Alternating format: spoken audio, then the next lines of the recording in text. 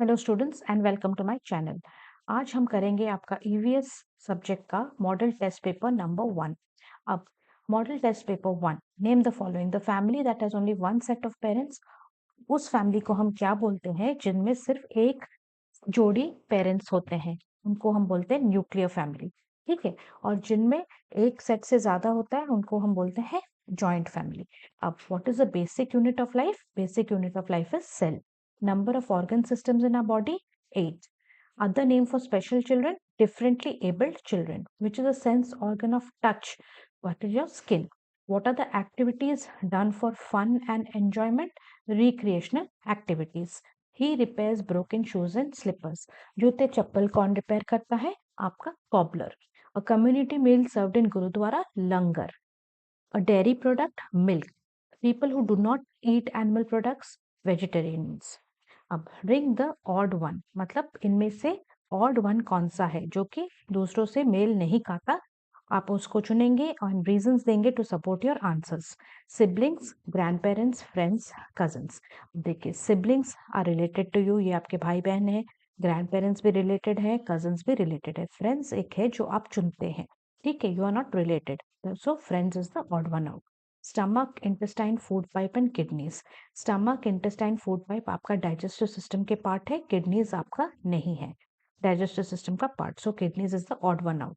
Def, doctor, mute, blind. Deaf मतलब बहरा होना, म्यूट मतलब गूंगा होना, ब्लाइंड मतलब अंधा होना। डॉक्टर इन सब बीमारियों का इलाज करने वाला होता है, तो doctor is the odd one out. Made, engineer, doctor, lawyer. अब इंजीनियर, डॉक्टर, लॉयर के साथ जब हम पढ़ाई करते हैं, इनकी पढ़ाई करने के लिए हमें एक डिग्री मिलती है। ठीक है, बट मेड जो होती है उससे कोई डिग्री नहीं होता है। She does some work which does not require a degree, so maid is the odd one out. Pizza, noodles, burger, salad. Pizza, noodles, burger सब अनहेल्दी फूड में जाते हैं, salad is a healthy diet, so salad is the odd one out. Give reasons for the following. We do not meet extended family members every day. Why? Because we do not meet extended family members every day as they may not live with us in the same house. Extended family members वो होते हैं जो आपके immediate family members नहीं है, जैसे आपके चाचा चाची, मामा मामी, दादा दादी, ये सब जरूरी नहीं है कि आपके साथ ही रहते हैं। ठीक है, तो they are called extended family members and they do not stay with us in the same house. Each and every organ is important in our body. Okay, why is each and every organ important in our body? It is important because each and every organ has an importance to play in our body. It has a vital role to play. If any of the organ is not able to function properly, we will fall sick. अगर कोई भी organ हमारा अच्छे से काम नहीं करेगा तो हम बीमार हो सकते हैं। We should not put sharp objects in our ears to clean them. हमें अपने कानों में sharp objects क्यों नहीं डालना चाहिए उन्हें clean करने के लिए? We should not put sharp objects in our ears to clean them as it can cause damage to the eardrums. हमारे जो eardrums है कान के अंदर, उन्हें damage पहुंचाया जा सकता है इसीलिए। Next, a garbage collector is an important person. A garbage collector is an important person क्यों? क्योंकि he collects the household garbage and keeps our surroundings clean and helps us live a comfortable life. हमारे चारों तरफ के वातावरण को, surroundings को garbage नहीं होगा तभी तो क्लीन रहेगा, तो ये सब काम हमारा गार्बेज कलेक्टर करते हैं। Eat less quantity of fried foods because we should eat less quantity of fried foods to maintain a healthy weight of our bodies and also to prevent diseases. बीमारियों को दूर करने के लिए और हमारा एक हेल्दी वेट मेंटेन करने के लिए हमारे शरीर का हमें एक जो तले हुए खाना है वो कम खाना चाहिए। अब fourth, answer the following questions. Why should we choose our occupation carefully? We should choose our occupation carefully as it helps us to earn money. Occupation का मतलब क्या है? जिससे हम अपनी रोजगार कमाते हैं। As it helps us to earn money for our livelihood. दिनचर्या के कामों में जो पैसे लगते हैं वो हम ऑक्यूपेशन के द्वारा कमाते हैं। ठीक है, हमें अपना जो ऑक्यूपेशन है वो बड़े ध्यान से चुनना चाहिए ताकि हमें अच्छे पैसे मिल सके हमारे काम के लिए और हमारा जो इज्जत सोसाइटी में है वो बरकरार रहे। Gives us respect in society.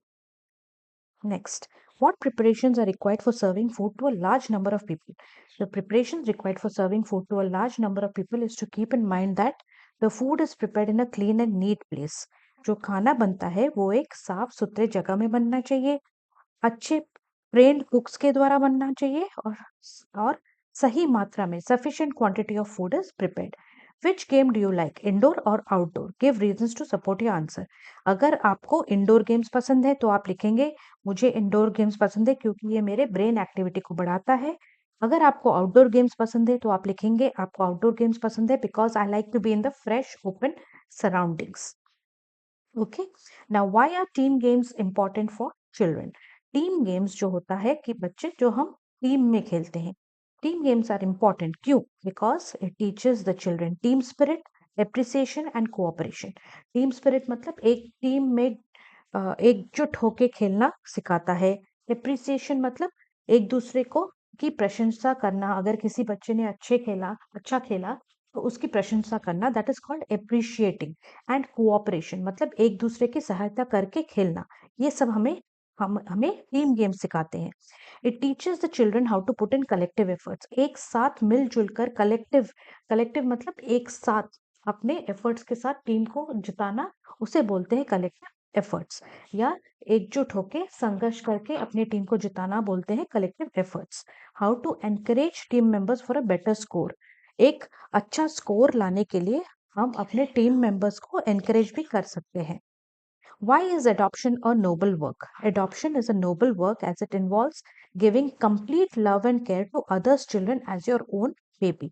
Adopt करना मतलब किसी और के बच्चे को पालना, गोद लेना, ठीक है, उसे हम अडॉप्शन बोलते हैं। और एक नोबल वर्क क्यों है? क्योंकि वो जो बेचारे बच्चे हैं जिनके माँ बाप नहीं है, उनको हम एक घर दे रहे हैं, हम उनके लिए सारे अरेंजमेंट्स कर रहे हैं, उनके पढ़ाई के लिए, उनके कपड़े, खाना, ये सब हम अडॉप्शन जो करते हैं उसको एक नोबल वर्क माना जाता है। किसी जरूरतमंद की हम मदद कर रहे हैं उसको एक घर देके। Now describe the working of the nervous system in our body, also known as the master system of the body. Nervous system is also known as the master system of the body. क्यों? Because it controls the working of all other systems. बाकी सब systems को control करता है आपका nervous system. और इस nervous system में आपका होता है brain, spinal cord and nerves. The brain receives messages from the sense organs and sends the orders for action to the different organs. Now, इसीलिए हम अपना नर्वस सिस्टम जो है ये सबसे इंपॉर्टेंट माना जाता है क्योंकि इसमें ब्रेन होता है, स्पाइनल कॉर्ड एंड नर्व्स होते हैं। How can you help the special children in your class? The special children in our class कौन होते हैं बच्चों? जिनके मतलब जिनका डेवलपमेंट सही नहीं है, ठीक है, थोड़ा सा मेंटल डेवलपमेंट या फिर फिजिकल डिसेबिलिटीज होते हैं। So the special children in our class should be treated with respect and dignity and they should be allowed to live a free life like us. And हमारे द्वारा उनको अच्छे से comfortable किया जाना चाहिए क्लासरूम में या फिर बाहर भी। Now draw colour and label the following.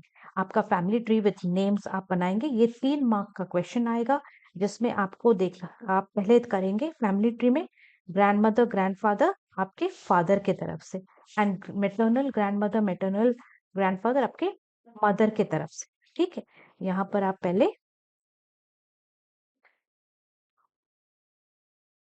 Father mother, ठीक है, फादर मदर करेंगे। फादर के पेरेंट को पेटर्नल ग्रैंडफादर कहते हैं और फादर के मदर को पैटर्नल ग्रैंडमदर कहते हैं। वैसे ही मदर के मदर को मैटरनल ग्रैंडमदर कहते हैं और पापा को मैटरनल ग्रैंडफादर बोलते हैं। हम सन या फिर डॉटर है, हमारे फादर या मदर के जो माता पिता है उनको हम paternal grand parents and maternal grand parents बोलते हैं। अब फादर की जो बहन है उनको हम आंट बोलते हैं और फादर के जो भाई है उनको हम अंकल बोलते हैं। वैसे ही मदर की जो भाई है उनको हम मामा या फिर मैटरनल अंकल बोलते हैं। एंड आपकी मदर की जो बहन है उनको हम मौसी या फिर आंट बोलते हैं। इस हिसाब से आपको फैमिली ट्री बनाना है। ये 3 मार्क का है तो इसलिए ये सब आपको करना जरूरी है। Now the digestive system of a human body का कैसे करेंगे? डाइजेस्टिव सिस्टम में क्या क्या होता है आपका देखिए यहाँ पर माउथ में फेरिंग्स होता है, ठीक है। उसके बाद आपका आता है स्टमक, फिर पैनक्रियाज, फिर देखेंगे स्मॉल इंटेस्टाइन यहाँ पर है, ठीक है। और लार्ज इंटेस्टाइन, ये जो ग्रीन में दिखाया जा रहा है ये आपका लार्ज इंटेस्टाइन है। और उसके बाद उसके ऊपर हमारा है liver and gall bladder. And आप यहाँ पर रेक्टम दिखाएंगे और एनस दिखाएंगे, which removes the toxic waste, poisonous waste को जो निकालते हैं ये आपके रेक्टम और एनस होते हैं। तो ये पूरा digestive system of the human body में ये सब पार्ट्स आपको जरूरी है दिखाना। कितने? 1 2 3 4 5 6 7 8 9, 9 आपको लेबलिंग करना ही करना है। क्या क्या चीजें? Pharynx, stomach, pancreas, small intestine, liver, gall bladder, large intestine, rectum and anus. आप बच्चों don't wait for the exam time to practice diagrams. रोज जब भी आपको थोड़ा थोड़ा टाइम मिले आप एक एक डायग्राम पकड़िए आपके ईवीएस बुक से और डायग्राम बनाना प्रैक्टिस कीजिएगा, तब एग्जाम टाइम में आपको इतनी मुश्किल नहीं होगी। और ये कोई एक डिफिकल्ट डायग्राम है भी नहीं, बड़ा सिंपल सा डायग्राम है। बेसिकली आपको छोटे छोटे जो पार्ट्स है आपको उन्हें दिखाना है, लेबल करना आना चाहिए। Next, what are the items in a balance diet? Balance diet वो डाइट होता है जिसमें सारे न्यूट्रिएंट्स एंड अच्छे जो डाइट के रिक्वायरमेंट्स है वो सब होने चाहिए। जैसे आपके carbohydrates, proteins, minerals, water, vitamins, fats and fibre. ये सब चीजें आपको items in a balance diet में दिखाना है। Next, what are the parts of a human tongue? आपका जो जीभ है, टंग है, उसमें क्या क्या पार्ट्स है? आपके बुक में ये डायग्राम नहीं है जो राइट में है, मैं बस आपके अंडरस्टैंडिंग के लिए I have put this, but otherwise in your book for your class only they have shown where the sour tastes are, where the bitter taste is, where the salty taste is and where the sweet taste on the parts of the human tongue। कौन कौन से parts में ये test आपको मिलते हैं।